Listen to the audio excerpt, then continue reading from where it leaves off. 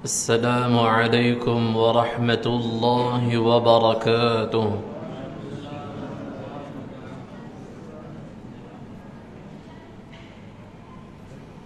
أعوذ بالله من الشيطان الرجيم. بسم الله الرحمن الرحيم. نحمده ونصلي ونسلم على رسوله الكريم. أما بعد. Alhamdulillah, thumma alhamdulillah.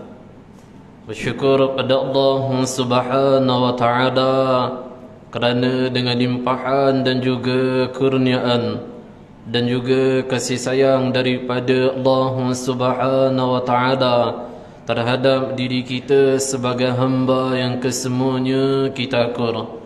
Kita adalah hamba yang begitu banyaknya maksiat kepada Allah. Kita adalah hamba yang begitu banyaknya melakukan perbuatan keingkaran demi keingkaran. Kita akur dengan kedudukan hati kita yang serendah-rendahnya, atau erti kata yang lain, kita akur dengan kedudukan hati kita yang penuh tawadhu'. Kesemua kita adalah hamba yang begitu memiliki serba banyak kekurangan muamalah hubungan baik kita dengan Allah. Walaupun kemaksiatan demi kemaksiatan yang kita lakukan, keingkaran demi keingkaran yang kita lakukan, masih lagi kita dikekalkan oleh Allah, masih lagi kita dipilih oleh Allah, diizinkan oleh Allah untuk berada dalam kesibukan beramal dengan amal-amal yang diridai oleh Allah Subhanahu wa ta'ala. Maka selayaknya hati-hati kita diterjemahkan dalam kedudukan hati yang bersyukur kepada Allah atas pilihan yang dipilih oleh Allah, atas keizinan yang diizinkan oleh Allah, atas bantuan taufik yang diberikan oleh Allah kepada kita. Dan masa yang sama memohonlah kita kepada Allah supaya kita sentiasa dibantu, diberikan kekuatan, diberikan istiqamah oleh Allah kepada kita. Amin ya rabbal alamin. Hadirin hadiran, tuan-tuan dan juga puan-puan yang dirahmati oleh Allah Subhanahu wa ta'ala. Alhamdulillah wa insya-Allah akan kita sambung kitab muzakarah kita, iaitu kitab yang berjudul ataupun kitab yang bertajuk Bustanul Arifin, karya ataupun karangan Al-Imam An-Nawawi rahimahullahu ta'ala. Dan masih lagi dalam pembahasan muqaddimah yang disampaikan oleh muallif ataupun musannif, iaitu pengarang kitab Imam An-Nawawi rahimahullahu ta'ala. Qala muallif rahimahullahu ta'ala, atau qala musannif rahimahullahu ta'ala, atau qala al-Imam An-Nawawi rahimahullah. Muka surat 1 Perenggan 1, 2, 3, 4, 5, 6, 7, 8, 9, 10, 11, 12. Betul lah?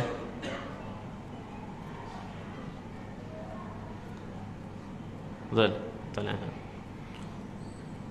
Bismillahirrahmanirrahim.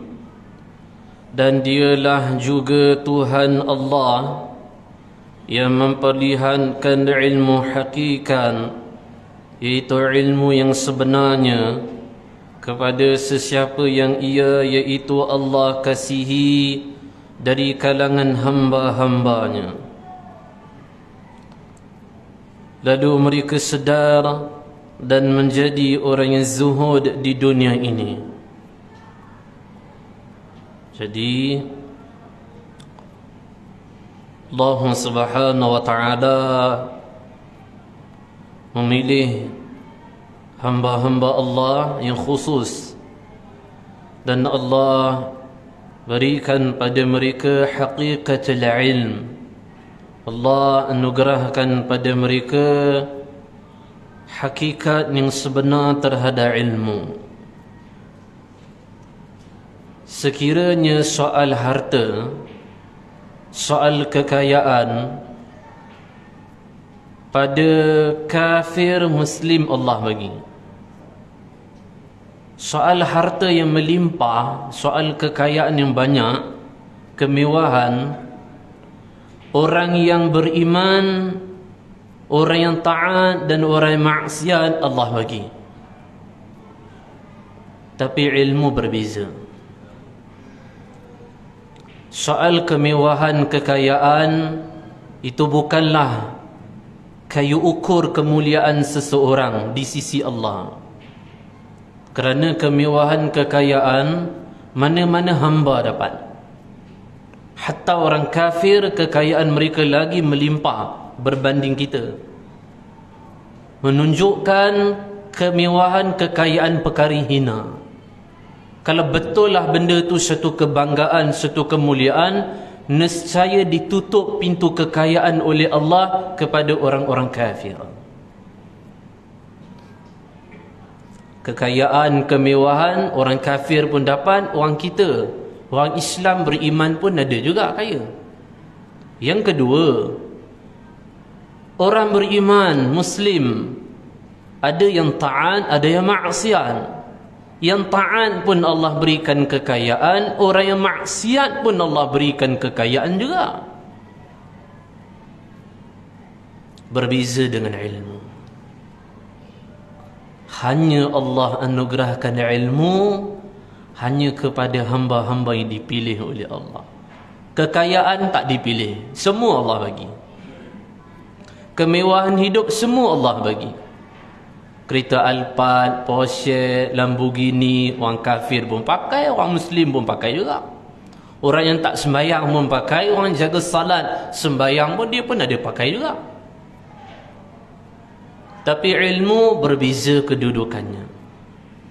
Sebab itu dalam surah Al-Mujadalah juzuk 28, surah yang pertama bagi juzuk 28, surah Al-Mujadalah, lepas daripada Bismillahirrahmanirrahim, firman Allah, qad sami'a Allahu qawlan allati tujadiluka fi zawjiha wa tashtaki ila Allah, ila akhiril ayah. Dalam surah ini ayat yang ke-11 firman Allah, yarfa'illahu alladhina amanu minkum walladhina utul ilma darajat. Allah Ta'ala berfirman, yarfa'illahu alladhina amanu minkum walladhina utul ilma darajat. Allah telah meninggikan darjat orang-orang yang beriman, dan Allah juga telah meninggikan darjat orang-orang yang berilmu. Abdullah bin Abbas radhiyallahu ta'ala anhuma ketika menafsirkan ayat Al-Quran ini, kata Abdullah bin Abbas radhiyallahu ta'ala anhuma, berdasarkan firman Allah ini membuktikan kesemua orang-orang yang beriman itu mulia di sisi Allah. 700 tingkatan darjat lebih mulia berbanding orang-orang beriman adalah orang-orang beriman yang Allah anugerahkan ilmu kepada mereka.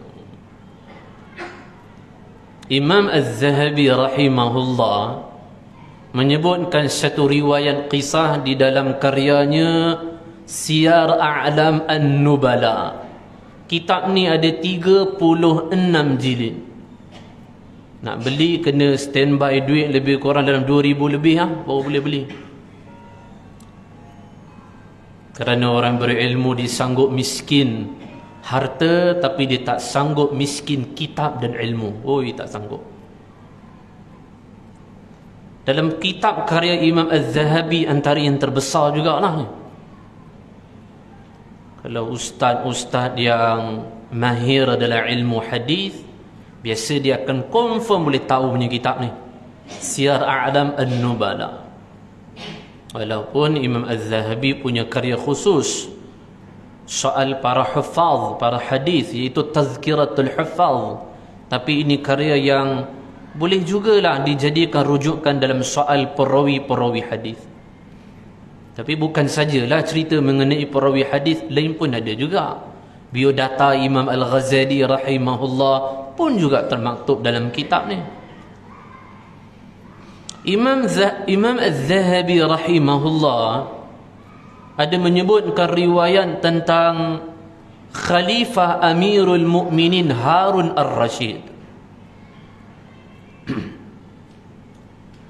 Setelah daripada Bani Umayyah jatuh, maka naiklah Bani Abbasiyah.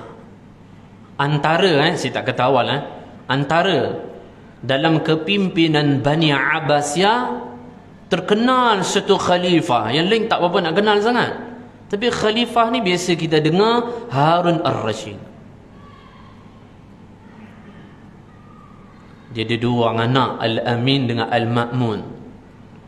Dua-dua sempat juga perintah jadi kerajaan, sempatlah jadi khalifah setelah meninggal ayah mereka ni. Harun Ar-Rashid, time anaknya kecil ni biasa dia keluar daripada istana pergi halaqah majlis ilmu. Dia akan bawa dua anak dia pegang tangan, Al-Amin sebelah, Al-Ma'mun sebelah. Pergi halaqah majlis ilmu, dudukkan kedua mereka. Harun Ar-Rashid akan balik ni, macam hantar sekolah lah ataupun tuition. Cukup time balik, maka Harun Ar-Rashid keluar balik pada rumah dia, bawa balik anak dia. Satu hari Harun Ar-Rashid melihat satu tragedi kisah yang seolah-olah satu tamparan bagi dia. Harun Ar-Rashid ketika keluar daripada istana nak bawa balik anaknya, ketika mendekati halaqah majlis ilmu, ternyata kedua puteranya itu Al-Amin, Al-Ma'mun tengah berkelahi. Berkelahi kenapa? Masing-masing nak ambil selipar atau slipper tuan syekh, tuan guru mereka. Al-Amin kata, saya yang nak ambil. Maksud ini nak ambil, nak letak depan kaki guru mereka. Al-Ma'mun kata, la ana, tak boleh, saya yang kena letak. Kemudian apa mereka buat? Seorang ambil sebelah, Al-Amin ambil sebelah, Al-Ma'mun ambil sebelah, lari menuju pada syekh mereka, letakkan di hadapan kaki guru mereka. Harun Ar-Rashid tengok, kemudian pergi menemui guru kepada mengajari kedua putera mereka. Kata Harun Ar-Rashid, ya muallim, wahai orang alim, aku tanyakan di kau, di antara kedua kita lah, siapakah yang paling mulia? Muallim, wahai orang alim ni kata, Masya Allah, ya Amirul Mukminin, ya Khalifah, sudah tentulah Tuan Khalifah lebih mulia berbanding saya. Kata Amirul Mukminin Harun Ar-Rashid, tidak wahai orang berilmu, aku tidak melihat kedua putera anak raja bergaduh sama mereka nak ambil selipar ayah mereka sebagai raja, sebagai seorang raja, meletakkan selipar di hadapan kaki ayah mereka sebagai seorang raja. Namun aku melihat kedua putera anak raja ini berkelahi sesama mereka untuk mengambil selipar guru mereka dan letakkan di hadapan kaki guru mereka. Ini membuktikan padaku kedudukan orang yang memiliki ilmu jauh lebih hebat, jauh lebih mulia di sisi Allah berbanding pangkat seorang raja. Ini siapa sebut? Raja sendiri sebut lah. Khalifah Amirul Mukminin Harun Ar-Rashid. Kisah ini telah diriwayatkan oleh Imam Az-Zahabi rahimahullah dalam karyanya Siyar A'lam An-Nubala. Jadi kekayaan, kemewahan, semua Allah boleh bagi. Orang kafir, orang mukmin, orang ta'an, orang fasik, orang maksiat, semua Allah bagi. Melainkan ilmu tidak sewenang-wenangnya diberi oleh Allah, melainkan Allah hanya menganugerahkan ilmu hanya kepada hamba-hamba yang dipilih oleh Allah Subhanahu wa taala. Jadi Imam An-Nawawi rahimahullah menyebutkan, dan dialah juga Tuhan, iaitu Allah, yang memperlihatkan ilmu hakikat, ilmu yang sebenarnya kepada sesiapa yang ia, iaitu Allah, kasihi dari kalangan hamba-hambanya. Jadi kena ada alhamdulillahnya lah Kerana Allah memilih kita daripada kalangan hamba yang dicintai oleh Allah, kemudian Allah berikan ilmu kepada kita. So kena ada satu sudut alhamdulillahnya, kerana Allah pilih kita sebagai hamba yang dicintai oleh Allah, kemudian Allah mudahkan jalan untuk kita menuntut ilmu. Okey. Setelah Allah memilih hamba itu untuk berada dalam kesibukan mempelajari ilmu, kemudian hakikatul ilm, hakikat ilmu itu akan menjadikan seseorang itu, lepas itulah, lalu mereka sedar dan menjadi orang yang zuhud di dunia ini. Jadi orang yang berilmu adalah orang yang paling zuhud terhadap dunia. Imam Sufyan bin Sa'id Al-Thawri rahimahullah, Imam Asy'arani rahimahullah menyebutkan riwayat ini dalam kitabnya Tanbihul Mughtarrin. Tanbihul Ghafilin, satu karya lagi. Biasa kita mungkin pernah dengar lah kot, karangan Imam Al-Layth As-Samarqandi, Tanbihul Ghafilin. Dulu saya belajar tahfiz, dulu dekat balik Pulau Pinang. Balik Pulau Pinang, biasa orang tahu durian lah kan. Saya Pulau Pinang, Sungai Pinang. Bila sebut Sungai Pinang, orang tua dia tahu Boria Sungai Pinang, kan. Sungai Pinang tempat saya asal situ, tempat lahir saya. Ketika saya belajar tahfiz dulu, saya ingat lagi guru saya dia ada rotan. Dekat tengah-tengah rotan tu ditulis Tanbihul Ghafilin. Tak faham kenapa kat situ ada Tanbihul Ghafilin dekat rotan tu. Pada lama-lama belajar baru faham kenapa ada Tanbihul Ghafilin. Orang yang tahu bahasa Arab mungkin dia tahulah apa maksud dia. Ataupun siapa yang mengaji atau belajar kitab ni, dia empaklah terjemahan tu ada kat depan kitab. Tanbihul Ghafilin atau Tanbih Al-Ghafilin. Tanbih bermakna tanbih, peringatan. Al-Ghafilin iaitu orang-orang yang lalai. Jadi rotannya adalah peringatan untuk orang-orang yang lalai. Tanbihul Ghafilin satu kitab lain, Tanbihul Mughtarrin satu kitab lain. Ini kitab Imam Asy'arani rahimahullah, anak murid kepada Imam Jalaluddin Abdul Rahman As-Suyuti rahimahullah, lebih kurang 500 tahun yang lepas. Imam Asy'arani rahimahullah karang satu kitab menyebutkan akhlak-akhlak para salafus salih. Siapa tu salafus salih?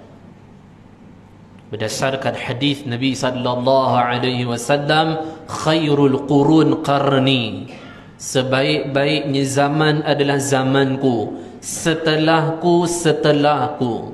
Jadi setelahku adalah tabi'in, setelahku iaitu adalah tabi'ut tabi'in.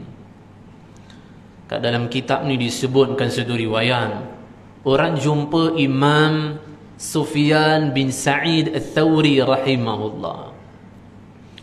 Imam Sufyan Al-Thawri ni otak pikap. Maksud saya otak pikap tu, banyak hafalan, kekuatan ingatan dia sangat-sangat kuat. Penting sangat berkaitan ilmu, sangkut paut dengan kekuatan hafalan, sangat penting. Sebab tu di Mauritania, satu keaiban bagi guru kalau mengajar pakai kitab, satu aib besar, mesti guru tu dia kena hafal. So saya ada kitab di depan saya, satu keaiban, dan tuan-tuan tak ada kitab, alhamdulillah, okey dah tu. Lebih kurang Mauritania punya ulama tu ada nampak lah. Sebab apa tau? Ibn Hajar Al-Asqalani rahimahullah, yang syarah kitab Sahih Bukhari, berdoa, ya Allah, jadikanlah kekuatan ingatan hafalan saya terhadap ilmu seperti Imam Az-Zahabi rahimahullah. Imam As-Suyuti rahimahullah pula akhirnya ia menghafal, kekuatan ingatan dia luar biasa. Dan Imam As-Suyuti pula berdoa, maksudnya berdoa setiap kali minum air Zam-Zam. Minum air Zam-Zam, setiap kali nak minum air Zam-Zam, diri kan adab. Diri itu minum di antara doa Al-Imam Al-Hafidh Ibn Hajar Al-Asqalani, ya Allah, jadikanlah kekuatan hafalan saya seperti Imam Az-Zahabi.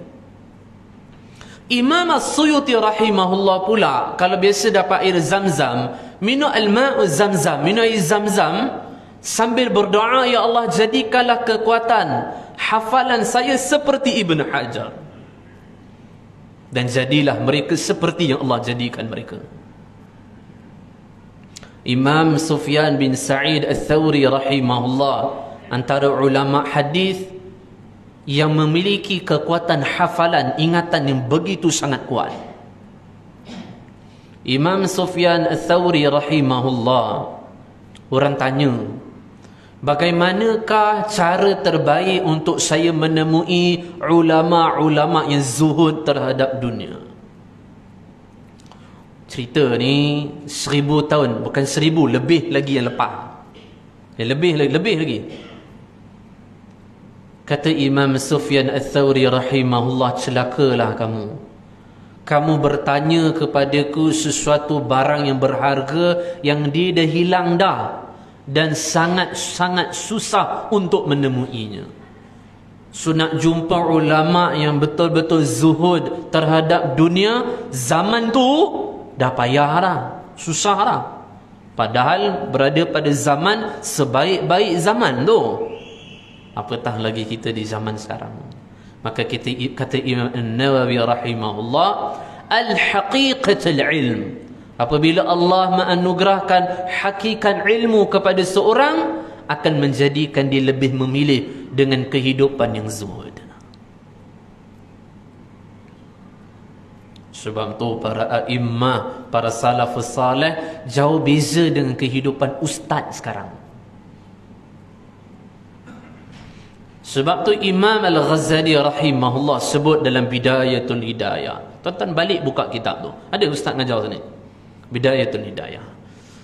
Imam Al-Ghazali rahimahullah menyebutkan dalam kitab ni Bidayatul Hidayah pada muqaddimah, apa kata perkataan deep yang disebutkan oleh Imam Al-Ghazali. Kata Imam Al-Ghazali, sebenarnya orang awam, masyarakat tak berani menghimpun kekayaan yang begitu banyak. Mereka takut. Tetapi ketika mereka melihat ulama-ulama sudah menghimpun harta yang banyak, kehidupan ulama dah mewah, maka mereka menjadikan ini sebagai dalil untuk hidup mereka pula bermewah-mewah. Dan mereka inilah dinamakan sebagai al-ulama as-su', ulama yang tak boleh pakai, ulama yang Nabi risau lebih daripada kedatangan Dajjal. Kita imbas tengok bagaimana kehidupan Nabi sallallahu alaihi wasallam. Al-Imam Al-Hafidh mengenai rumah Nabi, saya mungkin ada sebut kot pada edisi kuliah sebelum ni, saya tak ingat dan saya tak ulang balik. Al-Imam Al-Hafidh Abu Nu'aim meriwayatkan, juga Imam Muslim meriwayatkan dalam kitabnya Sahih.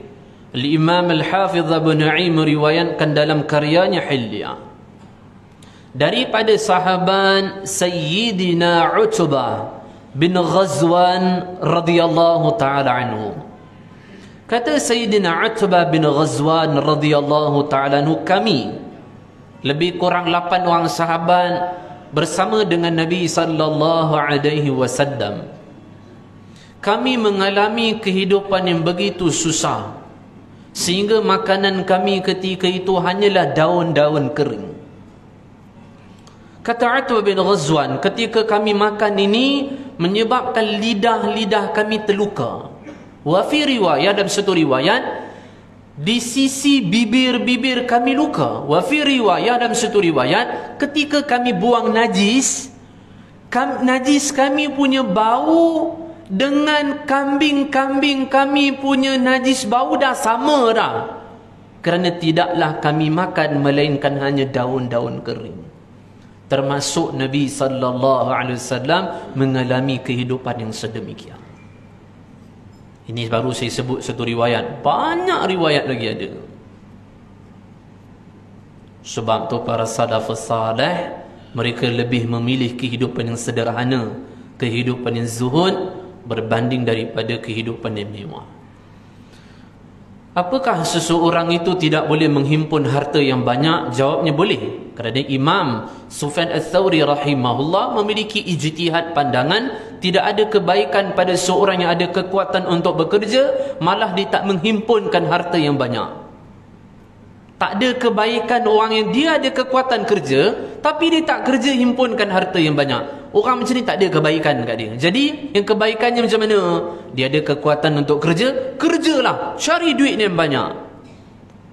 Dan janganlah hidup bermewah-mewah. Gunakanlah harta yang banyak untuk infak fi sabilillah ta'ala. Jadikan harta yang banyak yang dimiliki untuk bantu saudara muslim yang lain. Dan hiduplah kamu dengan hidup yang sederhana. Kita dah dengarkan sejarah kan, Abdurrahman ibn Auf ada harta yang banyak. Uthman ibn Affan memiliki harta yang banyak. Betul, tapi rumah mereka tak banglo lah. Kehidupan mereka tak mewah lah. Just mereka memiliki harta yang banyak dan mereka gunakan untuk infak fi sabilillah. Diriwayatkan daripada Salim bin Abdullah, ia meriwayatkan daripada ayahnya Abdullah bin Umar. Abdullah bin Umar meriwayatkan daripada ayahnya Umar bin Al-Khattab radhiyallahu ta'ala anhum ajma'in. Biasa kita pernah dengar riwayat ini. Ketika Nabi sallallahu alaihi wasallam i'lan pada para sahabat untuk infak, kemudian kata Umar bin Al-Khattab, fi hadhihi al-yawm, hari ini nescaya akan ku mendahului Abu Bakar As-Siddiq dalam banyaknya harta dan berinfak. Datanglah Sayyidina Umar. Kemudian Nabi sallallahu alaihi wasallam bertanya, ya Ibn Al-Khattab, berapa harta yang kamu bawa? Berapa banyak? Maka Umar mengatakan separuh. Separuh lagi saya tinggal di rumah saya. Saya tinggalkan untuk keluarga, yang separuh lagi saya bawa untuk infak. Kemudian datanglah Uthman ibn Affan radhiyallahu ta'ala anhu untuk infak. Ditanya, wahai Uthman, berapa harta yang kamu bawa? Suku. Kemudian datanglah Abu Bakar As-Siddiq, ditanya, berapa banyak harta yang kamu bawa? Semua harta yang saya bawa. Yang tinggal Allahu wa Rasul. Ketiga-tiga sahabat ni harta yang paling banyak Uthman ibn Affan, walaupun suku je bawa. So yang tinggal berapa banyak lagi banyak lagi tinggal. Jadi bukanlah zuhud ni kita kata jangan kerja, pakai pakaian kuning-kuning, nampak punya style lama-lama. Bukan nak suruh kita tinggal rumah di kampung-kampung, corok-corok kampung, duduk rumah papan. Bukan, itu bukan zuhud. Zuhud himpunlah harta yang banyak dan jadikan ia sebagai taqarrabu ilallah, untuk mendekatkan diri kepada Allah. Segi infak fi sabilillah, bantu saudara muslim, memberikan hutang pada orang. Tuan-tuan tahu Imam Ibn Jauzi rahimahullah ada karang satu kitab, Birru was-Silah, cerita mengenai pentingnya hubungan baik antara kita dengan mak ayah kita, dengan hubungan baik kita dengan adik-beradik kita, dan hubungan baik kita dengan seluruh kaum muslimin. Dekat situ ada satu bab kelebihan memberi hutang pada orang. Nabi sallallahu alaihi wasallam bersabda, aku ditemani oleh malaikat Jibril alaihi salam, sehingga dalam ketika itu kami berhadapan dengan babul jannah, pintu syurga. Diukir di atas pintu syurga tersebut, pahala memberi sedekah ikhlas dilipatkan 10 kali ganda. Akan tetapi pahala memberi hutang 18 lipat kali ganda. Aku bertanya pada Jibril AS, ya Jibril, kenapa pahala memberi hutang lebih besar lagi? Ganjaran pahala berbanding memberi sedekah. Jibril AS mengatakan, ya Rasulullah sallallahu alaihi wasallam, kalau memberi sedekah boleh jadi sampai pada tangan orang yang perlukan ketika itu ataupun tak perlu ketika itu. Melainkan orang memberikan hutang, pahala lebih besar kerana telah sampai pada tangan orang yang mendesak ketika itu. Kerana itulah pahala lebih besar lagi, pahala memberi hutang berbanding pahala memberi sedekah. Kalaulah orang buat YouTube, nak bagi sedekah buat YouTube, sepatutnya nak bagi hutang dia kena buat YouTube lah, pahala lagi besar lagi. Maka ada seorang ulama namanya Muhammad bin Suqa Az-Zahid. Az-Zahid tu nak kenapa, apa maksudnya? Nak bagi tahu orang yang zuhud lah. Muhammad bin Suqa rahimahullah, orang yang cerdik dalam bekerja. Bekerja keras, dapat duit banyak, kemudian bagi orang hutang. Bagi orang hutang. Orang tanya kenapa buat macam tu? Ya, kerana memberi hutang, pahala jadi banyak. Andai kata orang yang hutang padaku, dia susah nak bayar pada tempoh yang ku letakkan, maka aku akan lambatkan. Kerana Nabi sallallahu alaihi wasallam bersabda, barang siapa yang melambatkan tempoh pembayaran hutang, kerana susahnya orang yang berhutang tu nak bayar ketika itu, dilambatkan tempoh pembayaran, maka di akhirat Allah akan letakkan dia berada pada naungan yang tidak ada naungan yang selamat ketika itu, melainkan naungan arasy Allah Ta'ala. Ni bukan soal halalkan hutang tau. Awak just lambatkan sahaja, itu pun memiliki fadilah yang besar, apatah lagi menghalalkan.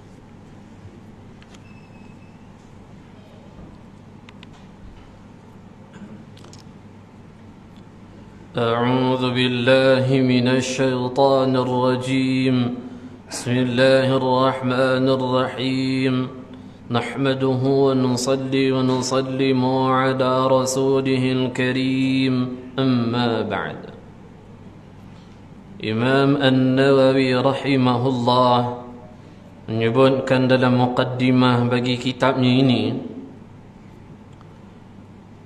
dan dialah juga Tuhan yang memperlihatkan ilmu hakikat, iaitu ilmu yang sebenar, kepada sesiapa yang ia kasihi dari kalangan hamba-hambanya. Lalu mereka sedar dan menjadi orang yang zuhud di dunia ini. Nabi sallallahu alaihi wasallam bersabda kepada Abdullah bin Umar bin Al-Khattab radhiyallahu ta'ala anhuma, Ya Abdullah, kun fid dunya ka'annaka gharib aw 'abir sabil, aduwaka nafsaka min ahli al-qubur. Nabi sallallahu alaihi wasallam bersabda kepada Abdullah bin Umar, Wahai Abdullah, hiduplah kamu di dunia ini seperti orang yang asing, atau hiduplah kamu di dunia ini seperti orang yang musafir. Kerana orang yang asing, orang musafir, tidak ada kemewahan dalam hidup mereka. Orang asing tu kebanyakannya lah foreigner. Kalau duduk dekat Malaysia ni, hidup di zuhud benar. Satu bilik, satu rumah, 12 orang dia boleh duduk. Kita 3-4 orang pun kita rasa tak boleh hidup, tapi dia boleh. Dan dia memiliki kehidupan yang begitu sederhana. Saya tak kata semua, kebanyakan. Tapi tuan-tuan tahu tak, dia tengah membina banglo di Cidakang, dia tengah membina banglo di Dhaka. Cidakang, Dhaka ni benda apa ni? Tu dekat Bangladesh lah, nama tempat. Tahu Nah, walaupun dia memiliki kesederhanaan hidup di Malaysia, tapi kalau dia balik tempoh lebih kurang 15 tahun, kemudian dia ditakdirkan oleh Allah balik di kampung, kira dia orang hefeh dah. Macam itulah kehidupan seorang di dunia. Itulah maksudnya Nabi sabdakan kepada Abdullah bin Umar, supaya orang beriman hidup di dunia ni biasa-biasa sudahlah. Kerana Allah Ta'ala menyimpankan kenikmatan yang jauh lebih nikmat lagi, dan ia adalah abadan abada, kekal selama-lamanya. Pelik kan? Orang tu sanggup hutang untuk kemewahan. TV hutang, kereta nak 2-3 nak nampak kita mahal hutang, kowe hutang, semua dia hutang, supaya dia nak jadikan kehidupan dia itu bak seperti syurga. Mana mungkin boleh sama. Sebab tu Nabi sabdakan pada Abdullah bin Umar, hidup dunia ni biasa-biasa sudahlah. Aduwaka nafsaka min ahli al-qubur. Rasakanlah hidup kamu ni termasuk daripada kalangan ahli al-qubur. Selain daripada seorang itu akan zuhud sekiranya Allah berikan kepadanya hakikatul ilm, hakikat ilmu, dan benar-benar berusaha untuk mencapai keredaannya. Dan orang yang berilmu itu dia akan ikhlas menjadikan ilmu yang diperoleh itu sebagai at-tariq fi mardatillahi ta'ala. Jadi dia akan jadikan ilmu itu sebagai jalan untuk mendekatkan diri kepada Allah. Lalu mereka membuat bekalan untuk negeri akhirat dan menjauhi apa-apa yang dimurkai Allah, dan menjaga diri daripada terdedah kepada siksaannya, iaitu siksaan Allah. Aku memuji akan Allah Ta'ala sebagai pujian yang banyak atas segala nikmat yang telah dianugerahkannya, dan aku meminta akan Dia Allah akan tambahan daripada kelebihannya dan kurniaannya. Dan aku bersaksi bahawa tidak ada Tuhan kecuali hanya Allah Ta'ala, sebagai mengakui dengan keesaannya dan sebagai pengakuan yang wajib atas sekalian hambanya, kerana hendak menunjukkan ketaatan dan kepatuhan kepadanya. Kita sambung sikit, lepas tu kita bulan depan kita sambung amma ba'du. Sikit-sikit je, baca je. Boleh ke baca je? Takut ada syarah pula nanti. Ya, tak payahlah. Nanti kita sambunglah bulan depan dan aku bersaksi. Hadirin, hadiran, tuan-tuan dan juga puan-puan yang dirahmati oleh Allah. Pembahasan sampai sini sahaja. Wallahu ta'ala a'lam bis-shawab. Sebelum mengakhiri kuliah, macam biasa saya minta maaf. Andai kata sepanjang tempoh si kuliah, mana tahulah mungkin ada kata-kata saya yang saya tak sedar, mungkin ada kata-kata saya yang terguris. Hati tuan-tuan, puan-puan, minta maaflah banyak-banyak. Dan seterusnya, saya ada hajat, saya nak minta sumbangan dan bantuan daripada semua jemaah, baik daripada jemaah muslimin dan juga muslimat semua. Saya nak minta sumbangan dan bantuan berupa doa untuk diri saya, untuk isteri saya dan juga untuk anak saya. Yang seterusnya, tanamkan niat untuk bangun tahajud besok ni. Dan juga sebelum tidur, niat maafkan kesalahan saudara muslim di belakang kita hari ini. Tak tahulah apa salah mereka dengan kita. Mungkin diorang mengumpat kita, caci maki kita. Just maafkanlah sebelum tidur. Kerana ia merupakan amal yang mudah sangat masuk syurga, seperti riwayat Abdullah bin Amr bin Al-As radhiyallahu ta'ala. Dan juga kita doa pada Allah supaya Allah berikan kekuatan untuk kita amal terhadap ilmu-ilmu yang kita dapat pada hari ini. Yang seterusnya, memperbanyakkan juga kepada saudara muslim kita di Palestin. Moga Allah berikan keamanan, kesejahteraan, kemenangan kepada mereka. Dan doalah khususnya di waktu tahajud, kerana waktu tahajud di antara waktu terbaik mustajabnya doa para hamba. Akhir kalam, yang baik itu datang daripada Allah. Sada silap, kelemahan, kekurangan datang dari diri saya sendiri. Hakikatnya qadrihi khairi syarri minallahi ta'ala. Hakikatnya segala sesuatu yang baik dan juga buruk, kesemuanya datang daripada Allah Subhanahu wa ta'ala. Wallahu ta'ala a'lam bis-shawab, ilaihil ma'ab. Wassalamualaikum warahmatullahi wabarakatuh.